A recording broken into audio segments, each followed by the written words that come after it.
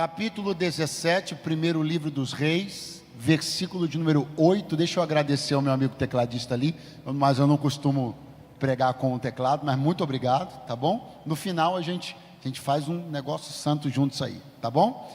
Primeiro livro dos Reis, capítulo 17, versículo de número 8. Deus abençoe a vida do Alex Lúcio, meu conterrâneo, né, que está aqui hoje adorando a Deus. Deus continue conservando esse moço na sua graça, na sua unção. Capítulo 17, versículo 8, primeiro livro dos Reis. Está escrito assim: Então veio a ele a palavra do Senhor, dizendo: Levanta-te e vai a Sarepta, que é de Sidom, e habita ali. Eis que eu ordenei a uma mulher viúva que te sustente. Você diz amém. Se você quiser deixar a sua Bíblia aberta, pode fazer isso, e aí nós vamos percorrendo este texto e expondo as Escrituras nesta noite. Deus é bom. Meus irmãos, eu tenho certeza que a grande maioria de vocês aqui está familiarizada com a história do profeta Elias, mas falando aqui muito rapidamente sobre os fatos anteriores a este que nós lemos aqui, Deus levantou um profeta chamado Elias, e esse homem de Deus chamado Elias, ele saiu do interior do país e chegou na capital do país, em Samaria, com uma palavra de Deus na boca. Essa palavra era um meio através do qual Deus havia decidido provar, chamar o seu povo de volta à responsabilidade de adorá-lo como o único Deus. Porque Israel naqueles dias havia cedido às inclinações dos deuses estrangeiros, sobretudo a adoração ao Deus Baal, adoração essa que foi importada para Israel, trazida por Jezabel quando ela se casou com Acabe, porque ela não era de Israel, ela era de Tiro e Sidom. Então o povo de Israel começou a adorar a Baal, e o Senhor Deus então decidiu dar uma palavra através da boca de Elias, e essa palavra foi: não vai chover em Israel mais, nem mesmo orvalho cairá da terra, a não ser que eu dê uma nova palavra. E 3 anos e meio não choveu em Israel, nem orvalho caiu sobre a terra, até que o povo voltou-se para Deus e voltou a dizer: só o Senhor é Deus. Graças a Deus. Quando Elias deu esta palavra, as autoridades de Israel, a saber, o rei Acabe e Jezabel, se levantaram imediatamente contra ele. E o Senhor Deus olhou para Elias e falou assim para ele: agora que você deu essa palavra, esconde-te. Eu acho importante pontuar isso tudo aqui, porque normalmente essa atitude de se esconder é vista como uma atitude tomada pelos fracos. A atitude de se esconder é vista como tomada por pessoas covardes. Mas eu acho que você concorda que Elias não era fraco nem covarde, muito menos quem mandou ele se esconder, que foi Deus.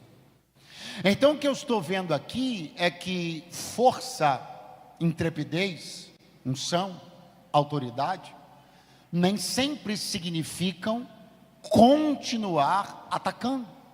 Às vezes, a melhor estratégia de Deus para alguma situação pontual é fazer com que eu me esconda. Por quê? Porque Deus não tem prazer só de me usar, Deus também quer me preservar. Se Deus deixasse você continuar atacando, Ele teria te usado uma vez. Mas quando você ataca e Ele te diz: se esconde, Ele garante que poderá continuar te usando depois. Eu queria que você olhasse para alguém do seu lado e diga: Deus não quer só te usar uma vez. Então por isso que Ele te esconde, por isso que Ele te protege, por isso que Ele te guarda, por isso que Ele te diz: refreia a boca, por isso que Ele te diz: vigia com o que você põe na internet, por isso que Ele às vezes diz: abre a boca e profetiza, às vezes Ele diz: cala, fica quietinho na tua casa essa semana, não sai, fica só em oração, porque eu não quero te usar uma vez para nunca mais, eu quero te preservar para continuar te usando.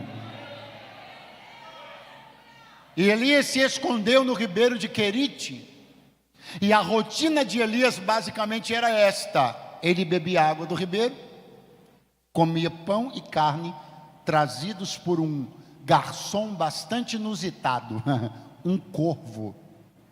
Até que, por causa do fato de não chover, o ribeiro secou. Mas eu gosto de ainda esclarecer que quando Deus falou para Elias se esconder no ribeiro, Deus deu a ele um ponto de referência. Sabe ponto de referência para você achar um lugar? Deus disse assim: esconde-te no ribeiro de Querite, de frente para o Jordão. Vou repetir: esconde-te no ribeiro de Querite, de frente para o Jordão. Significa que o ribeiro de Querite estava adiante, de frente, melhor dizendo, para o Rio Jordão. Agora você sabe que ribeiros têm uma determinada porção de água, rios têm uma porção de água maior. Logo, se não está chovendo, eu lhe pergunto: quem tende a secar primeiro, o ribeiro ou o rio? Responde, por favor. Vamos de novo.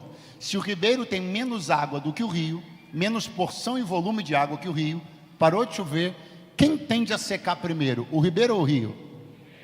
Então significa que quando o ribeiro secou, provavelmente o Rio Jordão ainda não havia secado. E eu fico pensando, se Deus é dono tanto do ribeiro, como do rio, como do mar, se Deus é dono das porções pequenas, das porções médias, das porções grandes, se Deus é dono do dinheiro pouco, do dinheiro médio, se Deus é dono de todo o dinheiro do mundo, se Deus é dono de tudo, por que Deus simplesmente então não colocou Elias no rio em vez do ribeiro? Porque o rio tinha mais água. Porque Deus não colocou você onde tinha mais, em vez de colocar onde tinha menos? Porque Deus não colocou você numa porta maior, em vez de colocar você numa porta menor? Afinal de contas, todas as portas são dele. E aí eu fico me perguntando, porque um Deus que tem tudo e pode tudo, direciona os seus homens e mulheres, direciona os seus profetas para ribeiros, quando poderia direcioná-los para rios? Por que é que Deus, que sabe quando tudo vai secar, já não me manda para um lugar que vai demorar mais a secar, do que me mandar para um lugar que vai secar mais rápido, quando não chover mais? Bom, a resposta é: o ribeiro de Querite tinha uma função na vida de Elias, função essa que o Rio Jordão não teria. Querite significa lugar de ajuste.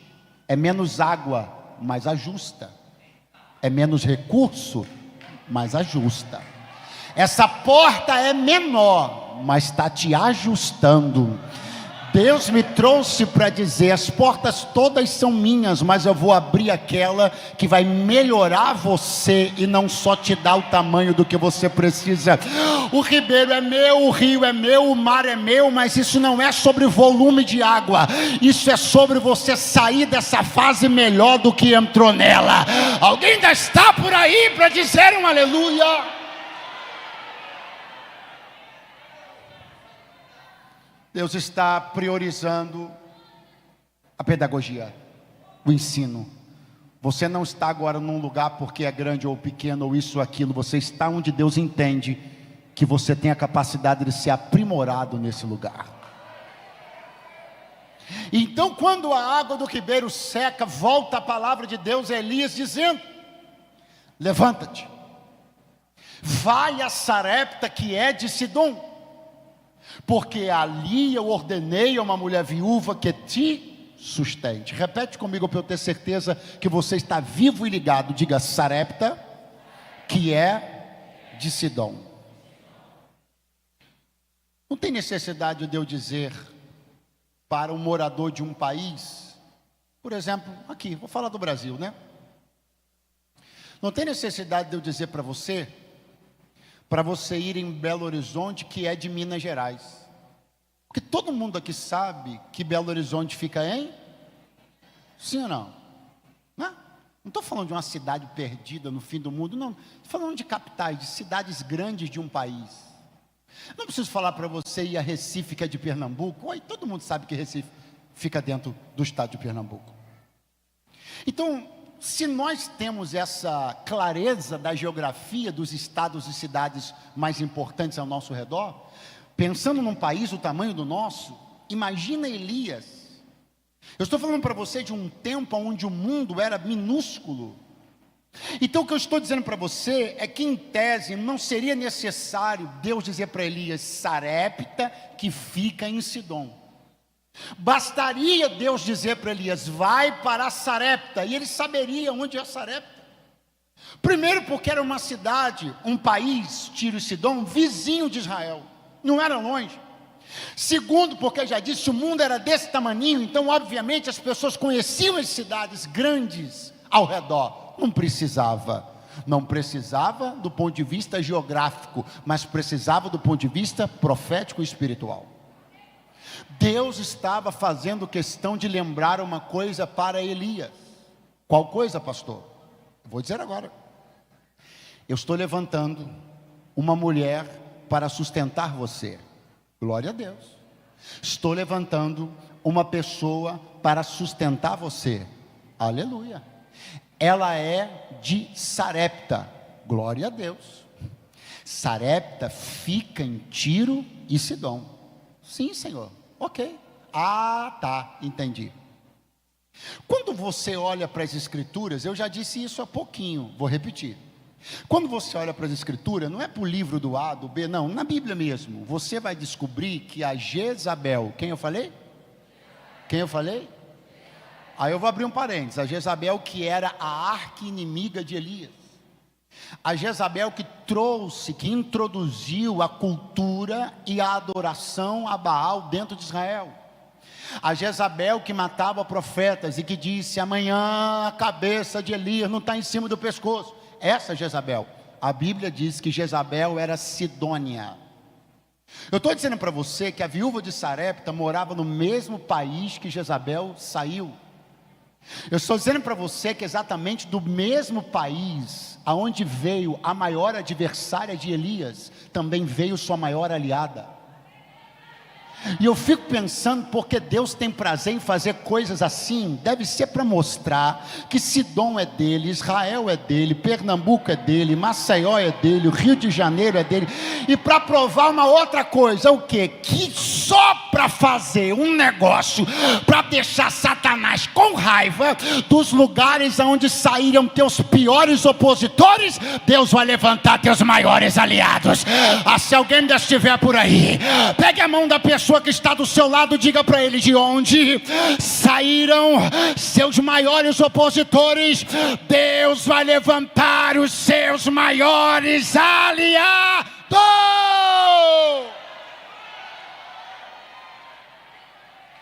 Eu vim dizer que é de lá de onde você pensou que não ia sair mais ninguém que prestasse, porque lá só saiu gente que te magoou, te machucou, te ameaçou. E Deus disse, pois eu tenho uma viúva de Sarepta lá, e eu vou te mostrar que eu ainda tenho gente boa em qualquer lugar, eu ainda tenho gente que me ouve em qualquer lugar, ainda tenho gente que me obedece em qualquer lugar.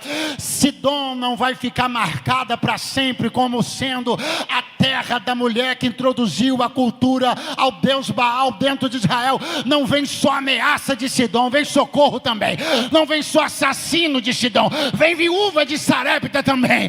E ele poderia levantar de qualquer lugar, mas eu amo ver que Deus gosta de me lembrar que a terra toda é dele, e ele tem gente dele em toda parte da terra. É para Sarepta que é de Sidom, porque não é uma coincidência.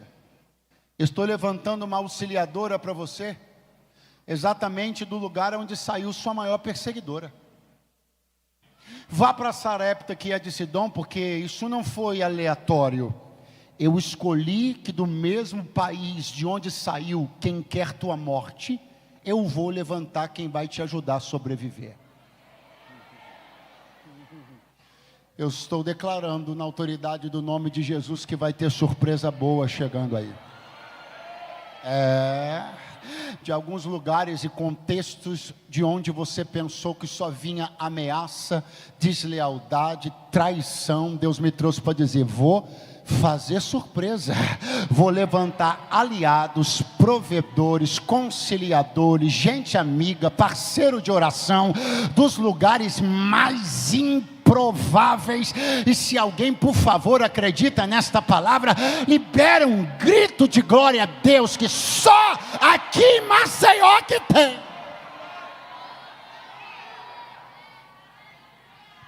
Vai o profeta Elias seguindo a ordem do pai. Elias então sai do ribeiro de Querite e vai na direção de Sarepta, que ficava em Sidom, debaixo de uma palavra: eu ordenei a uma mulher viúva que te sustente. De repente chegamos nos versos que lemos. Diz o texto no verso de número 10: então ele se levantou e foi a Sarepta, e chegando à porta da cidade, eis que estava ali uma mulher viúva apanhando lenha. Repita comigo: na porta da cidade. A Bíblia não está dizendo que Elias chegou no centro da cidade e encontrou a viúva de Sarepta. Não, a Bíblia não está dizendo que Elias encontrou a viúva de Sarepta num templo religioso. Não, a Bíblia não está dizendo que Elias encontrou a viúva de Sarepta na feira de Sarepta. Não, a Bíblia está dizendo que Elias encontrou a viúva de Sarepta na porta da cidade. Esse encontro entre Elias e a viúva de Sarepta aconteceu literalmente debaixo de uma porta. Este encontro entre Elias e a viúva de Sarepta aconteceu debaixo de um portal, bem na porta de entrada da cidade. Agora preste atenção, porque isto aqui é maravilhoso. Quem Elias será para a viúva de Sarepta? Será um profeta na vida dela. Será aquele que vai dizer: a farinha da panela não vai acabar e na botija o azeite não vai faltar. Quem vai ser Elias na vida da viúva de Sarepta? Vai ser o profeta que vai ressuscitar o filho dela, que morrerá meses depois. Quem é Elias na vida da viúva de Sarepta? Uma porta de Deus para ela. Pois bem, e quem é a viúva de Sarepta na vida de Eliseu? A mulher que dará para ele bolo, a mulher que dará para ele água, a mulher que dará para ele um teto, a mulher que dará para ele uma companhia, a mulher que dará para ele uma família. Quem é a viúva de Sarepta na vida de Elias? Uma porta de Deus para ele. Agora ficou bonito demais isso aqui, minha gente, porque Elias é uma porta na vida dela, ela é uma porta na vida de Elias, e os dois se conheceram bem debaixo de uma porta. Por que, pastor Eduardo? Porque portas se atraem, portas se atraem. Essa noite aqui, para alguém que está passando lá fora, não consegue discernir, mas esse não é um encontro comum de gente comum, essa é uma convenção de portas. Nós viemos aqui porque temos prazer em ser porta de Deus para alguém, e eu tenho uma palavra para te dar. Enquanto você tem prazer em ser porta de Deus para alguém, Deus tem prazer em te apresentar portas ainda maiores, porque portas se atraem. Qual é o chamado de Deus para a vida do crente?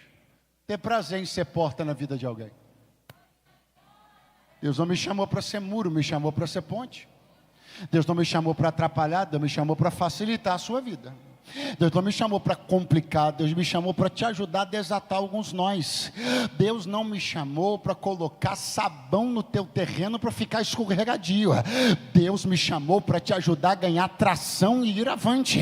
Ou se a igreja começar a compreender o poder que é ser porta na vida uns dos outros, a porta que você está esperando está escondida na sua decisão de ser porta na vida de alguém.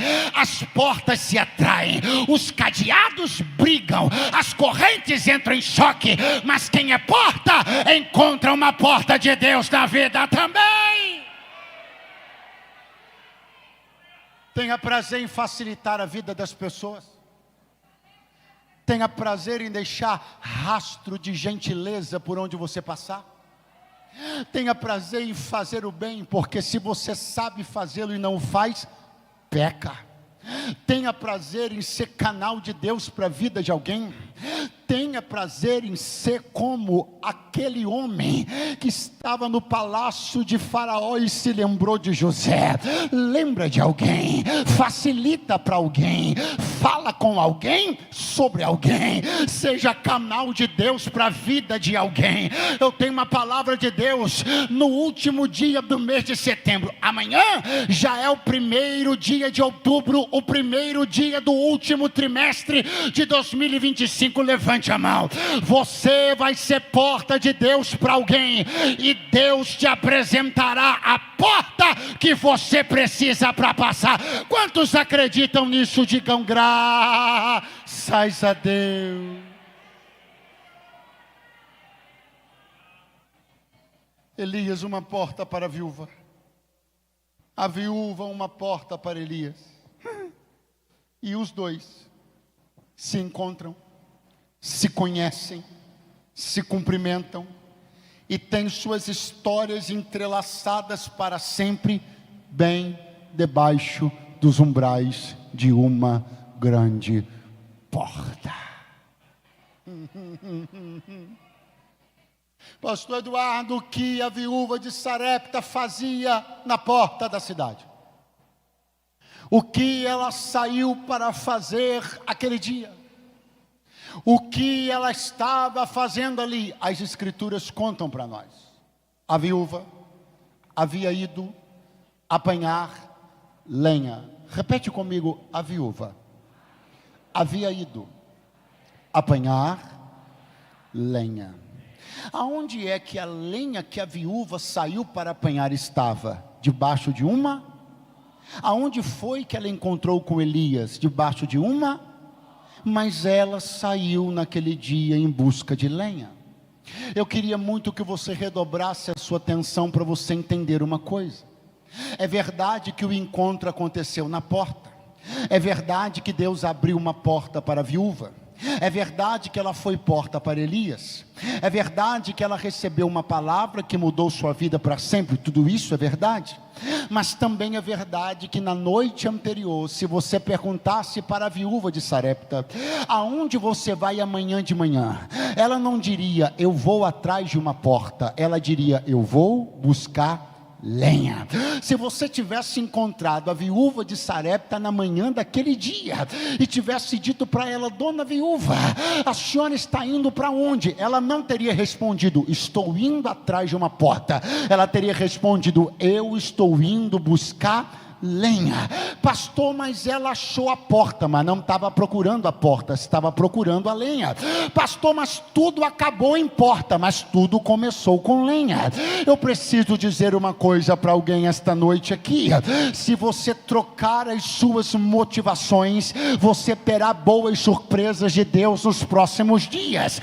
Pastor Eduardo, mas eu preciso de uma porta. Eu sei que você precisa, eu também preciso. Amanhã é dia 1º de outubro, e a tendência natural é que eu e você acordássemos amanhã pensando: preciso de uma porta, é o início do último trimestre, ou vai agora ou não vai mais, ou Deus abre agora ou não vai dar mais tempo. Mas Deus nos reuniu no dia 30 de setembro para dizer: se você ousar mudar as tuas motivações para o último trimestre deste ano, eu vou fazer surpresa. Pastor, qual é a minha motivação? Pense mais no fogo e você vai encontrar com a porta que você precisa. Pensa na lenha, ora pela lenha, dorme sonhando com a lenha, acorda de manhã planejando lenha, e Deus vai te mostrar que porta Ele esconde quando a gente está atrás de lenha.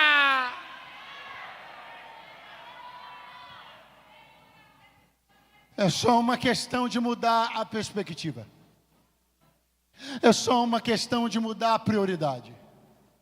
É só uma questão de mudar a motivação. É só uma questão de dormir essa noite pensando como você mantém o fogo aceso no mês de outubro, porque a sua preocupação é como eu vou achar a porta de outubro. E Deus me trouxe para dizer: não, fique mais preocupado em manter o fogo da sua casa aceso em outubro e deixa as portas comigo. Fica mais preocupado em manter a tua família aquecida em outubro e deixa as portas comigo. Fique mais preocupado em manter a chama do teu ministério acesa em outubro, a chama da tua adoração acesa em outubro, e deixa a porta comigo. Pensa na lenha que eu te apresento a porta. Pensa na lenha que eu te apresento a porta. Objetivando encontrar a lenha, buscando a lenha, a viúva de Sarepta se encontra com a porta. E o profeta Elias vai chamá-la e vai dizer para ela: traze-me, peço-te, um pouco de água numa vasilha. Traze-me, peço-te, um pouco de água numa vasilha. Essa história começou com um pedido. Essa história começou com um requerimento. Essa história começou com alguém, em nome do Senhor, pedindo para alguém. Eu estou vendo uma coisa preocupante. Eu estou vendo que pessoas estão desenvolvendo uma hipersensibilidade a serem abordadas para que lhes peçam qualquer coisa. As pessoas estão se fechando, se enclausurando, ficando hipersensíveis às solicitações. Existem pessoas que nem crente na igreja estão conseguindo mais ser, porque se tornaram hipersensíveis às solicitações. O líder não pode pedir nada, o pastor não pode solicitar nada. Se a palavra de oferta passar de 5 minutos, ele já está aborrecido. Se o pastor lança um desafio, ele fica ofendido. Se fala da construção, ele se sente desconfortável. E eu tenho uma dificuldade grande de entender como um salvo em Jesus Cristo pode ter dificuldades com pedidos e solicitações que digam respeito à rotina do reino e da igreja.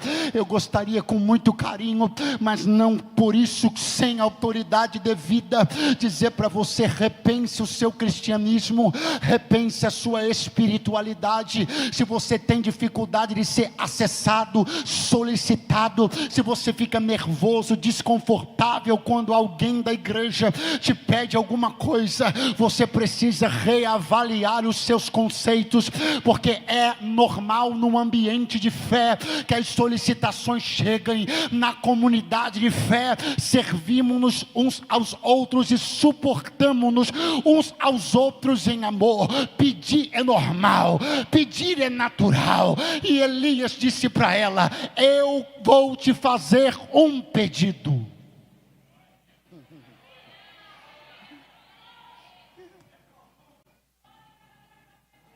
Traze-me, peço-te. Traze-me, peço-te. Eu estou me lembrando do que Deus falou para Elias lá no ribeiro. Deus falou para Elias: eu ordenei a uma viúva que te sustente.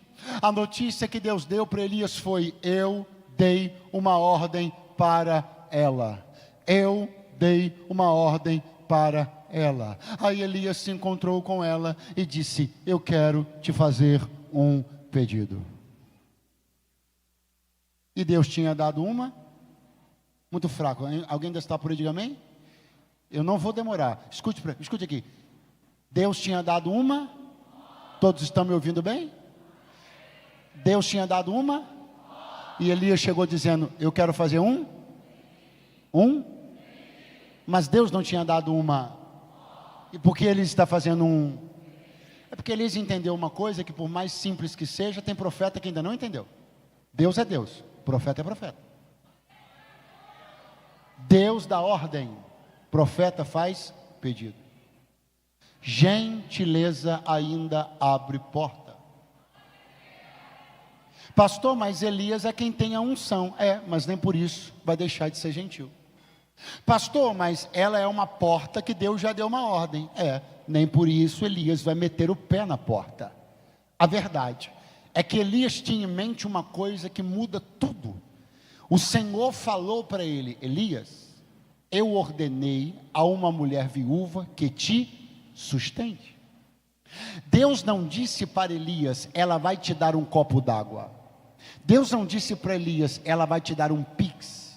Deus não disse para Elias: ela vai te dar um bolo. Deus disse para Elias: ela vai te sustentar. Então Deus disse para Elias: você vai conviver com ela. Elias tinha em mente que ele precisava saber chegar. Por que ele precisava saber chegar? Porque ali haveria um convívio. Não é um prato, é convívio. Não é um pix, é convívio. Não é água num copo para nunca mais, é convívio. E se eu vou conviver com ela, eu vou saber chegar para saber ficar e depois saber sair. Eu quero dizer uma coisa para que você entenda. Eu vou dizer calmamente, brandamente. Se você não souber chegar, se não souber abordar, se não entender que quem dá ordem é Deus, mas profeta tem que saber ser gentil, você não vai ter convivência em lugar nenhum. Você vai viver sempre tendo um bolo para nunca mais ter nada, um pix para nunca mais ter nada. Profetas que vivem de um momento não entenderam que Deus sempre quis lhes dar convívio. Existem profetas que acham que é lindo andarem sozinhos, mas só andam sozinhos, não porque são altruístas, não porque Deus tem uma coisa muito especial com eles, não, é porque não sabem chegar na casa da viúva de Sarepta. Não sabe conviver harmoniosamente com ninguém. Então pega bolo na casa de um, pão na casa do outro, água na casa do outro, e não tem teto sobre a cabeça e nem mesa para se assentar. Eu tenho uma palavra de Deus para te entregar. Deus não quer que você viva de provisão em provisão e nem de porta em porta. Deus quer inserir você em contextos que te abençoem. Deus quer pôr você em mesas que agreguem valor para a tua vida. Isso não é só pão, isso é companhia, rapaz. Isso não é só sobre uma oferta, é sobre um valente que Deus quer colocar no teu caminho. Não é receber hoje para nunca mais receber, é saber entrar e saber sair.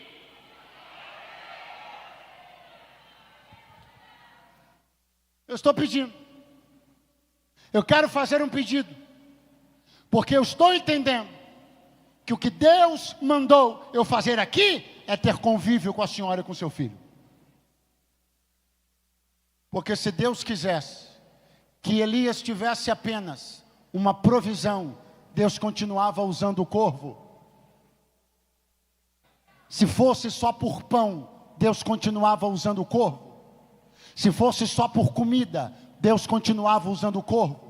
Se fosse só por pix, Deus continuava usando o corvo. Ele me trouxe para dizer: estou querendo te dar uma mesa e você não está entendendo. Estou querendo te dar convívio e você não está sabendo chegar. Estou querendo te dar chaves de corações e você só está olhando os bolsos. Não vai embora agora que vai ficar chato. Deus me trouxe para dizer: você poderia estar com mais convivência, poderia estar tendo relacionamentos, poderia ter mesas para se assentar, poderia ter tetos sobre a tua cabeça, mas você diminuiu a minha atuação a provisões isoladas, porque eu abro uma porta e você quer entrar com o pé nela. Por quê? Porque você tem autoridade, porque você tem unção, porque você tem dons, mas é péssimo de relacionamento. Um aleluia, um glória a Deus lá no Kids.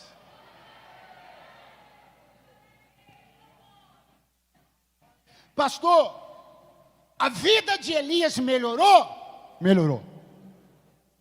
A vida de Elias progrediu? Progrediu. A vida de Elias prosperou? Prosperou. Então tá bom. Vamos ver se isso é verdade. Avaliando o cardápio do Querite versus o cardápio da viúva de Sarepta. Cardápio do Querite. Repete comigo: pão, carne. Cardápio da viúva de Sarepta: bolo e bolo.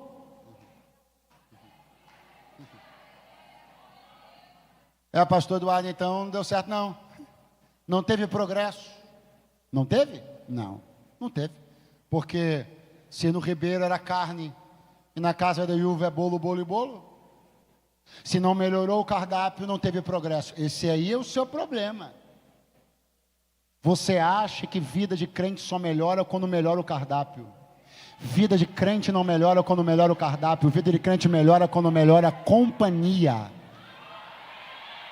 No Querite tinha carne, mas não tem diálogo, não tem a paz do Senhor, não tem oração. Tem corvo que chega e corvo que sai. Na casa da viúva, o cardápio não era tão bom, mas tinha companhia, joelho dobrado, abraço, tinha gentileza, tinha um menino correndo na casa.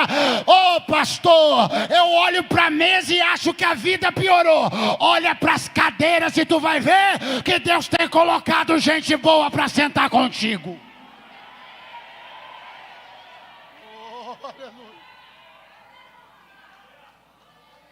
Dá uma boa olhada para você perceber que não é o que você anda comendo, é com quem você anda comendo. Houve tempos na tua vida onde tudo que você tinha era chegada de uma provisão e saída. Chegava e saía, chegava e saía. Deus te mudou de geografia para você não ter que ficar só recebendo de quem você não pode dialogar, recebendo de quem você não pode se relacionar, recebendo de quem você não pode ter comunhão. Então na próxima estação da tua vida, que é essa que eu vim profetizar, alguém levantou a mão lá atrás, que é essa que eu vim profetizar, vai ter pão, vai ter mesa, vai ter companhia, vai ter gente boa do teu lado. Alguém está aí para dar um glória a Deus bem forte? Aleluia. Traze-me, peço-te, numa vasilha um pouco de água para que beba. Ela prontamente vira as costas e vai na direção de casa, porque isso não era um problema, ela tinha água. Repito para você não esquecer, a chuva tinha parado em Israel, em Sidom chovia. Então, obviamente, ainda que a escassez de Israel em algum momento refletirá na economia de Sarepta e das cidades vizinhas, mas água tinha lá. Então, quando Elias falou água, ela disse: é para já. Virou as costas e foi. Quando ela virou as costas e foi, Elias falou assim: aproveita, traz um pedaço, traz um bolo também. Aí ela olhou e falou: não, aí se eu pedir um negócio que eu tenho, eu estava indo feliz. Agora o senhor botou mais um item na lista e a coisa acabou de ficar difícil. Porque começa a complicar o que Deus pede do segundo item para frente. O primeiro item, quando Deus pede, a gente sai dizendo assim: moleza. Alguém aqui, o Senhor disse assim: perdoa. Aí você disse: agora. Quando Ele te disse quem, você falou: oi.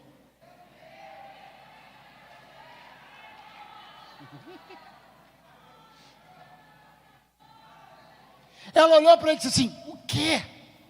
Vive o Senhor teu Deus, que nenhum bolo tem, fez aqui. Vim apanhar esses 2 cavacos. Cavaco é o carvão, é a lenha. Eu vim aqui apanhar esses 2 cavacos. Eu estou indo para minha casa, vou fazer um bolo para dividir com meu filho. Vamos comer e vamos morrer. Se você for embora, volte agora. Eu já disse, repito, não vou demorar. Olha para cá. Quando Deus mandou Elias ir, quando Deus falou sobre a viúva de Sarepta, Deus falou alguma coisa sobre o filho dela, sim ou não? Sim ou não? Não. Vamos de novo. Quando Deus mandou Elias ir até a viúva, Deus falou alguma coisa sobre o filho dela? Quando Elias chegou, Elias tocou no assunto do filho dela? Elias mandou chamar ele? Trouxe ele para a conversa?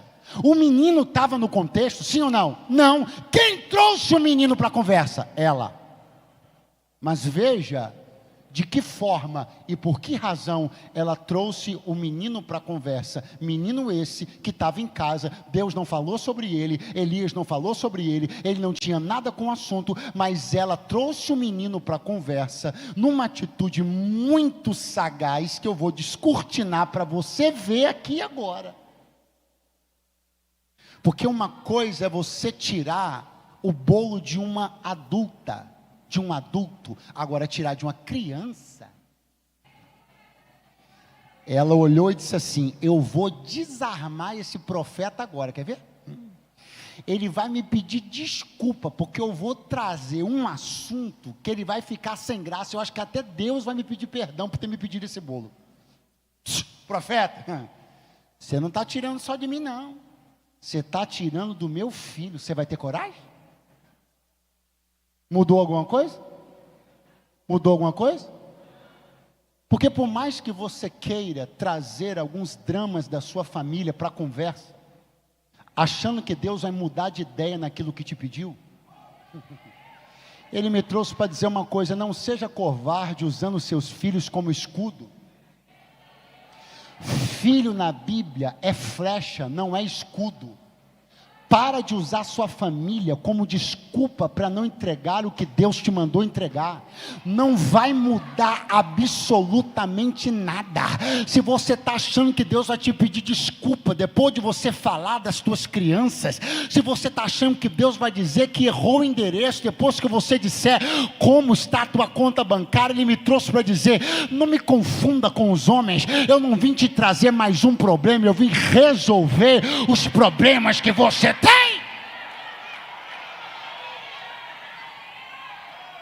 Para de colocar seus dramas familiares como escudo. Para de achar que trazer esses assuntos vão ser alguma novidade para Deus. Ele me trouxe para dizer: eu já sabia quem você era, quantos filhos tinha, já sabia o que tinha na conta, já sabia a tua saúde, os teus exames médicos que estão dentro de uma gaveta. Eu já sabia das tuas doenças antes delas aparecerem. Eu sei quem você é, tuas limitações, teus dramas. Eu não vim te dar mais um trabalho, eu vim te dar uma chave de vitória. Você está pensando que Deus é mais um que apareceu na tua vida para te arrumar problema? Você está achando que Deus é mais um que bateu na tua porta para te dar mais trabalho e mais tarefa? Deus está te dando a honra de participar de um projeto que Ele está fazendo na terra. E se você entender a grandeza disso, você não vai sair daqui com uma última refeição, você vai sair daqui com a primeira de outras tantas que Deus vai te entregar.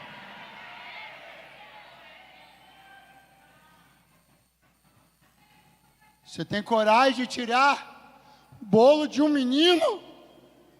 Chantagem emocional. Ah, viúva de Sarepta, você está achando que está lidando com quem? Você está lidando com Deus? Você acha que vai chantagear Deus emocionalmente? Fazendo aquela carinha de gato do Shrek para Deus? Hã? Eu não posso te dar, porque esse bolo é o último. Ele é o muito fraco. Ele é o. Ele disse assim: ó, faz o seguinte, faz conforme você falou, ou seja, pega os cavacos, vai em casa, faz o bolo, muda só uma coisa, traz primeiro para mim.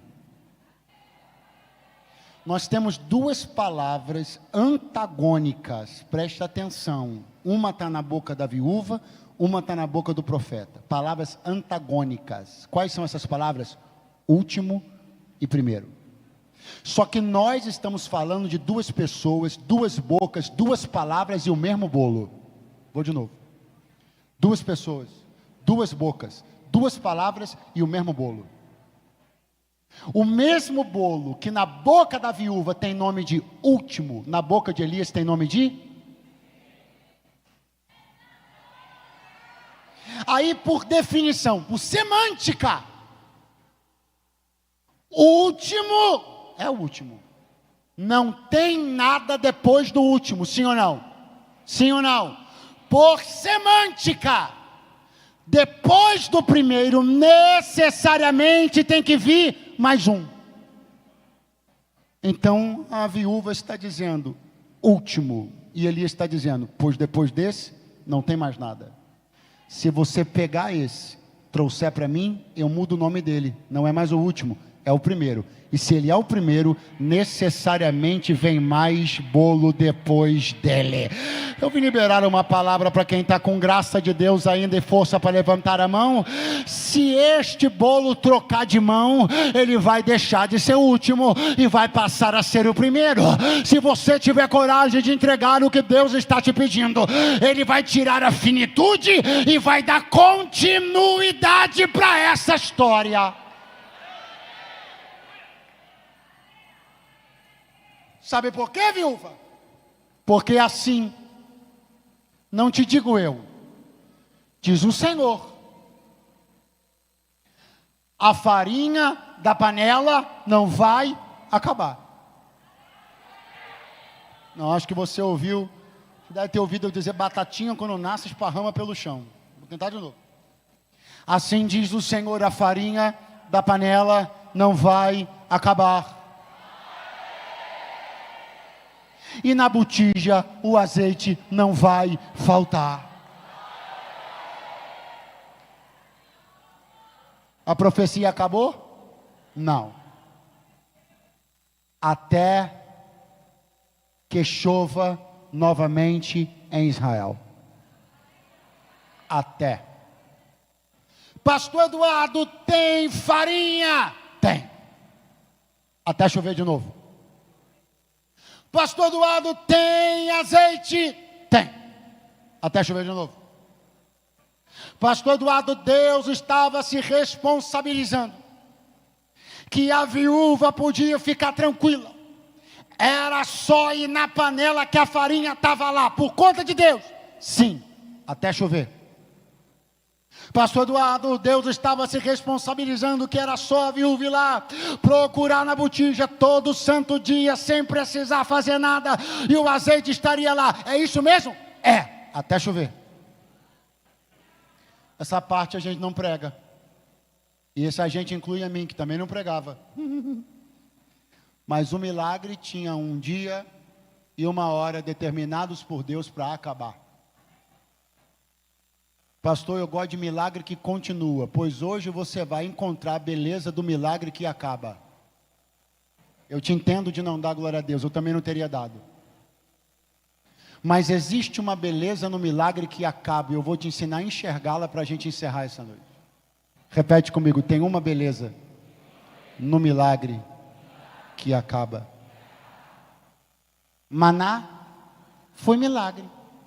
Mas quando Israel colocou os pés em Canaã, diz a Bíblia, cessou o maná. A beleza do milagre que acaba. Porque se o maná acabou, é porque a terra mana leite e mel. Pastor Eduardo, para mim, essa história terminaria bonita. Se Deus tivesse dito para a viúva, eu vou garantir o azeite e a farinha de graça até o último dia da sua vida. Você acha que isso seria a melhor coisa que poderia sair da boca de Deus? Eu entendo o seu ponto de vista. Porque no seu ponto de vista, a melhor coisa que tem, o melhor dos mundos, o melhor cenário, é acordar todo dia sem precisar mover uma palha e ter farinha e azeite por conta de Deus. Mas eu preciso te dizer que isso é lindo na primeira semana, é maravilhoso na terceira semana.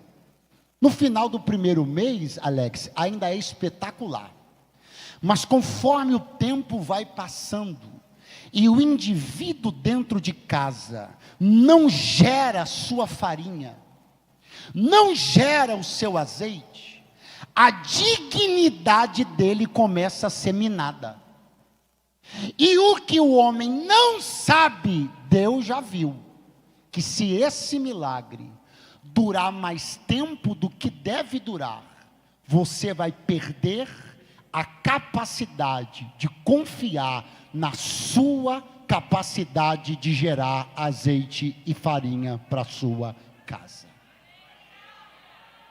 Você acha que um homem que se preza, não estou falando vagabundo não, um homem que se preza, convive bem em viver todos os dias da sua vida com farinha e azeite de graça?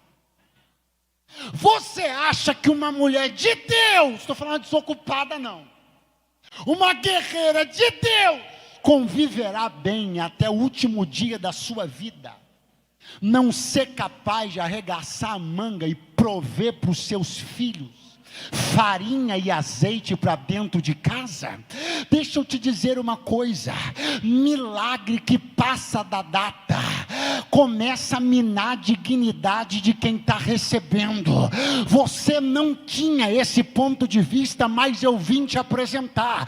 Essa farinha de graça e esse azeite de graça só vai durar até voltar a chover, porque quando voltar a chover, você vai regaçar essa manguinha, vai sair pela porta da tua casa e vai trabalhar pelo teu azeite, pela tua farinha, e Deus será contigo.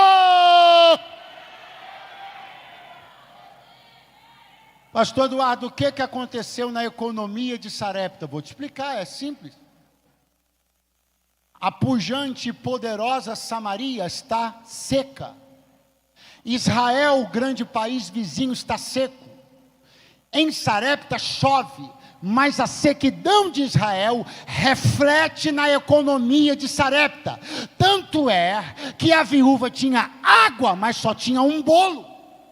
Porque a pobreza de Israel começou a refletir em Sarepta. Aí o Elias falou para ela: quando voltar a chover em Israel, e eu estou te explicando, quando voltar a chover em Israel, a economia de Sarepta floresce de novo.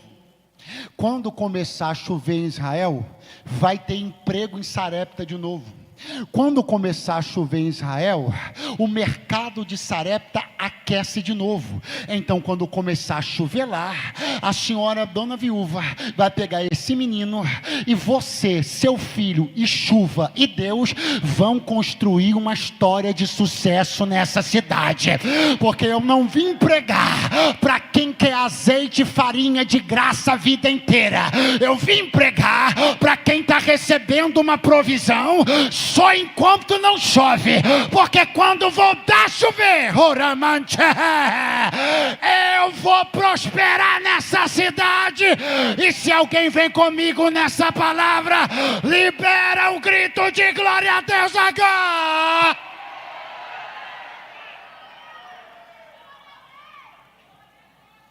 Você não vai precisar de farinha de graça para sempre.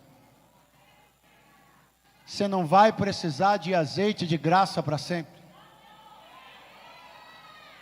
Você pode ser pobre na conta, mas não é pobre de espírito.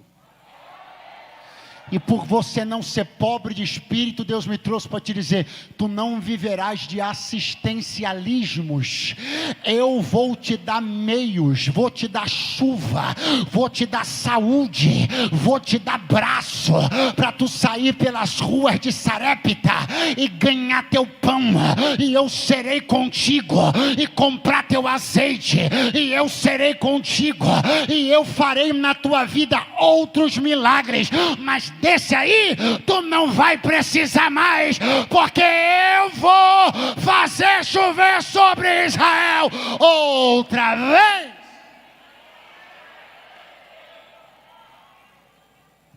Pastor Eduardo, o senhor está então dizendo que eu não vou precisar mais de milagre? Não, não foi isso que eu disse. Eu disse que você não vai mais precisar desse milagre. Eu estou dizendo que Deus vai prover farinha e azeite de graça em outra casa, porque na sua não vai mais ter necessidade. Aleluia. Vamos. Alex, você pode nos abençoar para a gente encerrar? Pode, aleluia. Eu vejo os filhos de Israel passando para o outro lado do mar da Galileia, do mar vermelho, e eu estou vendo os carros e cavaleiros de Faraó no meio do mar, e o Senhor dá uma palavra: os inimigos que hoje vistes Israel, nunca mais os vereis para sempre. Vocês vão ter amorreu para pelejar, vão ter filisteu para pelejar, vocês vão ter cananeu para pelejar, egípcio nunca mais será problema para vocês. Você vai superar essa, outras virão, mas essa aí, Deus te dará vitória total nela. Quem acredita, dá um pulo dessa cadeira agora, fica de pé do seu lugar, porque o milagre vai acabar para uma fase nova começar na tua vida.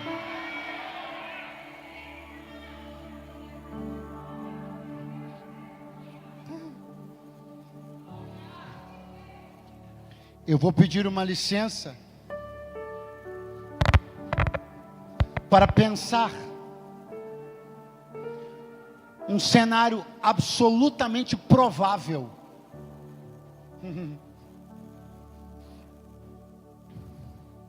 Elias já tinha voltado para Samaria, está duelando com os profetas de Baal, fogo está descendo do céu.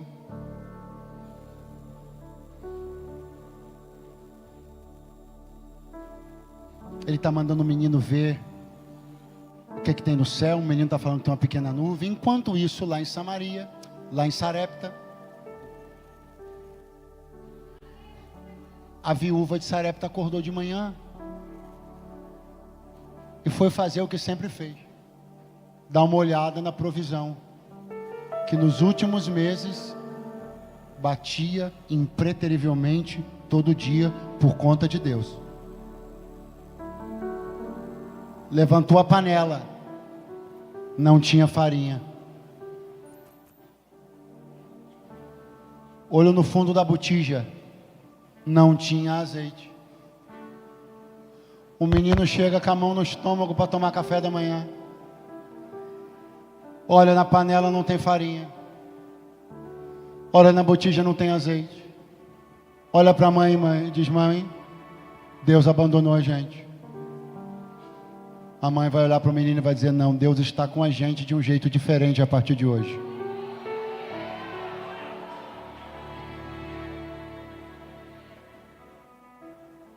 Meu filho, vem aqui. Vai lá na janela. Dá uma olhada lá na banda de Israel. Vê como é que está o clima e vem aqui me falar. O menino volta e fala: mamãe,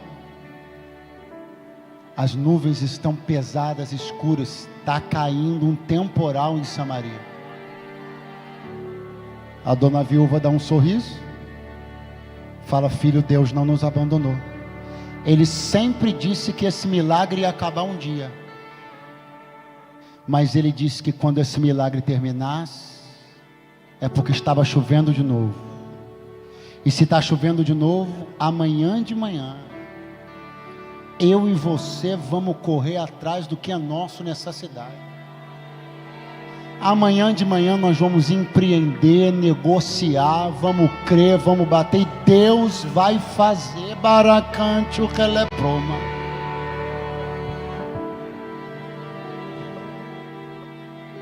Olhar e ver que não tem farinha é para dizer: Deus abandonou.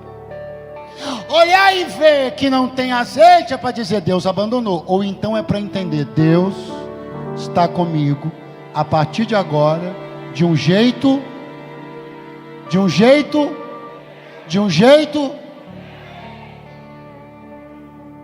fazer cessar a farinha e o azeite é Deus dizer: a partir de agora, você pode gerar o azeite e a farinha para a tua casa.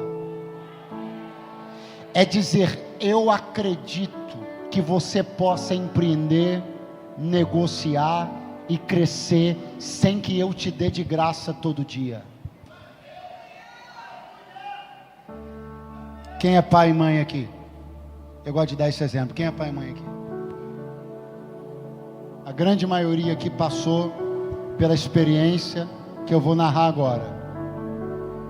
A criança quer andar de bicicleta, vai começar andando com 2 rodinhas, sim ou não?